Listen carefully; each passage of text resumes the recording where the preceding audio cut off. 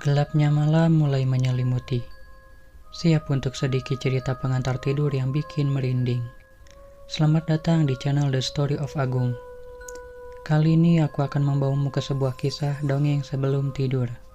Sebelum kita mulai, jangan lupa ya, dukung terus channel ini dengan cara subscribe, kasih like. Kalau kamu suka ceritanya, tinggalkan komentar di bawah. Dan yang paling penting, nyalakan lonceng notifikasinya, biar nggak ketinggalan cerita-cerita seru berikutnya.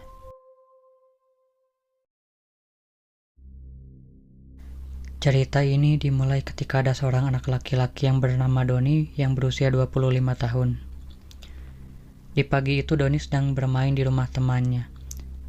Singkatnya, jam setengah 10 malam pun tiba dan Doni pun akan berpamitan pulang kepada temannya. Rian, gue balik dulu ya, kata Doni.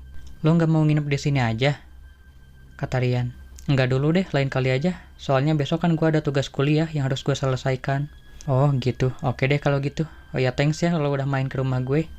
Oh ya nanti kalau di jalan nanti lo baca-baca ya, kata Rian. Lah baca-baca apaan, kata Doni. Ya baca doa lah. Lah masa iya baca surat cinta, kata Rian. Mereka berdua pun tertawa. Rian bilang lagi, ingat baca doa. Nih malam Jumat lo, mana jam setengah 10 lagi. Siap bos, lo tenang aja, gue pasti baca doa kok. Dah gue balik ya, assalamualaikum. Waalaikumsalam. Doni pun berjalan meninggalkan rumahnya Rian. Setelah di luar gerbang, Doni pun berpikir, oh iya, buat ngelewatin rumah gua kan gue bisa ngelewatin 2 jalur. Ada satu jalan rame tapi panjang banget. Ada satu jalan pendek tapi sepi banget. Kira-kira gua lewat mana ya? Kalau lewat jalan panjang yang rame, takutnya malah makin lama gue sampai rumahnya. Bisa sampai jam setengah 1 malam nanti gue cuma jalan doang.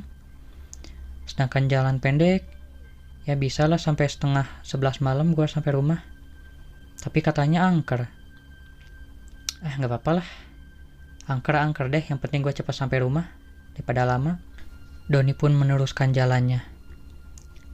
Sesampainya di persimpangan jalan, Doni melihat ada 2 jalan yang terpisah. Satu jalan kanan menuju jalan yang sangat lurus panjang dan lama. Sedangkan jalan kiri adalah jalan pendek yang lebih cepat sampai ke rumahnya. Akhirnya dengan tekad yang berani, Doni pun mulai menyusuri jalan pendek itu. Doni melihat kalau di sisi kiri dan kanannya memang sangat gelap.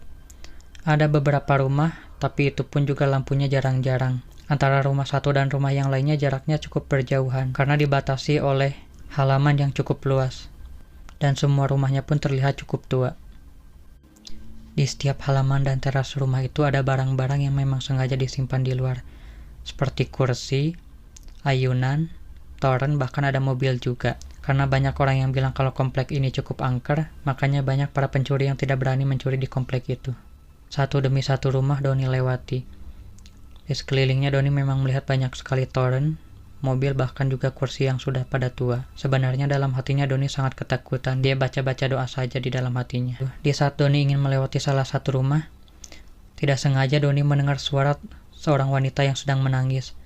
Dan ada juga sebuah ayunan yang sedang sepertinya digerakkan. Doni terdiam sejenak. Dia memperhatikan suara tangisan itu. Dan memang terdengar sangat jelas. Ada seorang wanita yang sedang menangis. Doni pun berjalan perlahan. Sesampainya di tempat ayunan itu Doni melihat ada seorang wanita berbaju putih berambut panjang yang sedang membelakangi dia. Wanita itu sedang menaiki ayunan sambil menangis. Doni yang mengetahui kalau itu adalah kuntilanak pun langsung memasang headset di telinganya dan mulai menyetel musik di HP-nya. Agar Doni tidak mendengar suara tangisan kuntilanak itu.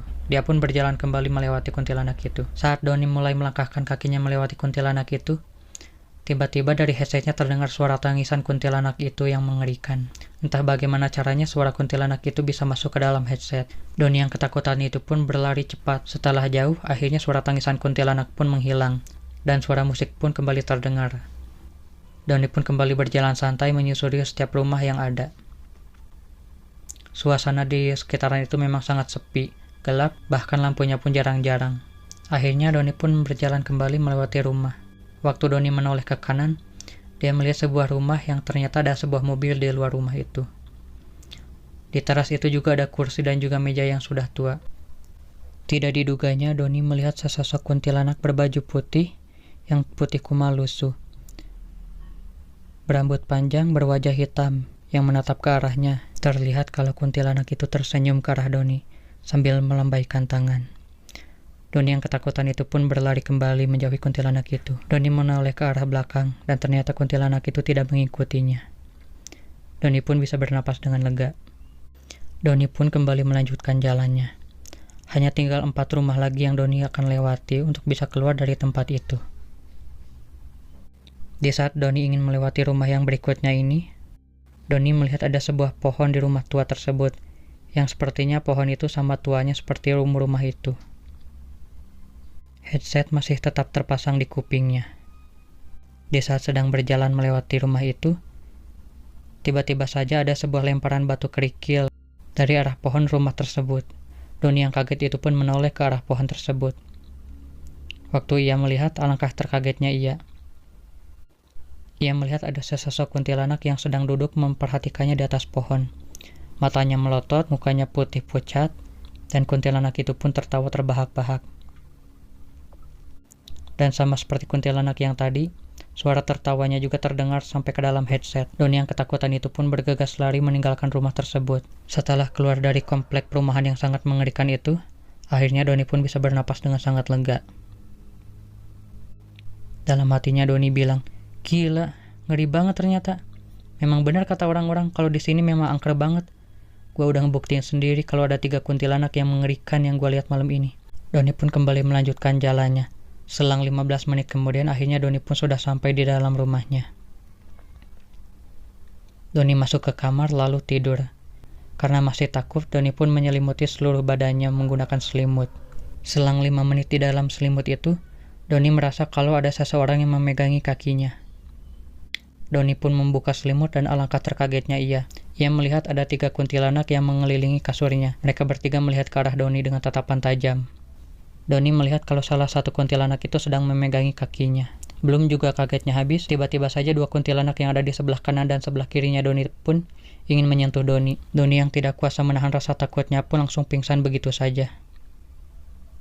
Kebesokan paginya Doni pun terbangun. Waktu Doni membuka mata, ia melihat kedua orang tuanya sedang berada di dekatnya. Ibunya bertanya kenapa Doni berteriak kencang semalam. Doni pun mulai menceritakan kepada kedua orang tuanya perihal kuntilanak yang ia temui pada malam hari, sampai mengikutinya ke dalam rumah. Ayah Doni yang memang memiliki ilmu kebatinan pun mengatakan kalau dia sudah mengusir ketiga kuntilanak itu dari rumahnya. Ayahnya juga mengatakan kalau ketiga kuntilanak itu punya alasannya sendiri-sendiri untuk mengikuti Doni sampai ke rumah. 1. Ayahnya pun mengatakan kalau kuntilanak yang pertama ini adalah kuntilanak yang ada di ayunan. Alasan kenapa dia mengikuti Doni, karena dia cuma penasaran kepada Doni. Karena kuntilanak ini menganggap Doni ini orang yang sepertinya cuek-cuek saja, dan tidak peduli dengan keadaan sekitar. Makanya Doni bisa diikuti oleh kuntilanak yang pertama ini. Terus untuk kuntilanak yang kedua itu, adalah kuntilanak yang duduk di rumah tua di teras depan, yang melambaikan tangan sambil tersenyum ke arah Doni. Alasan dia mengikuti Doni karena dia suka sama Doni. Makanya kuntilanak itu pun merasa terpancing untuk mengikuti Doni. Nah terus untuk kuntilanak yang ketiga ini, dia tidak suka kalau ada orang yang mengganggu dia di malam hari. Walaupun Doni hanya sekadar berjalan saja. Makanya kuntilanak itu melempar Doni dengan batu. Dan kuntilanak itu pun mengikuti Doni sampai rumah juga. Setelah mendengar pernyataan ayahnya itu, Doni pun hanya bisa terdiam lemas. Ibunya menenangkan dan ayahnya pun menguatkan Doni. Ibunya bilang, "Makanya Don, kalau kemana-kemana kamu itu harus baca doa dan jangan melewati tempat yang sudah jelas-jelas angker. Apalagi ini malam Jumat lagi. Kalau kayak gitu ceritanya itu sama artinya kamu nyari penyakit sendiri." "Ya Bu, habisnya gimana daripada Doni nanti nginep di rumahnya si Rian kan takut ngerepotin orang tuanya. Makanya Doni pilih pulang aja." "Tapi kuntilanaknya udah diusirkan ya?" kata Doni. Ayahnya bilang, "Iya, waktu malam itu ayah udah mengusir mereka bertiga sekaligus kok. Kamu tenang aja. Mereka bertiga nggak bakal ganggu kamu lagi. Karena ayah sudah mengembalikan mereka bertiga ke komplek yang angker itu." Akhirnya Doni pun bisa bernapas lega dan juga tenang. Selesai. Terima kasih sudah menonton di channel ini dan nantikan dongeng lainnya di video berikutnya. Sampai jumpa. Salam DST.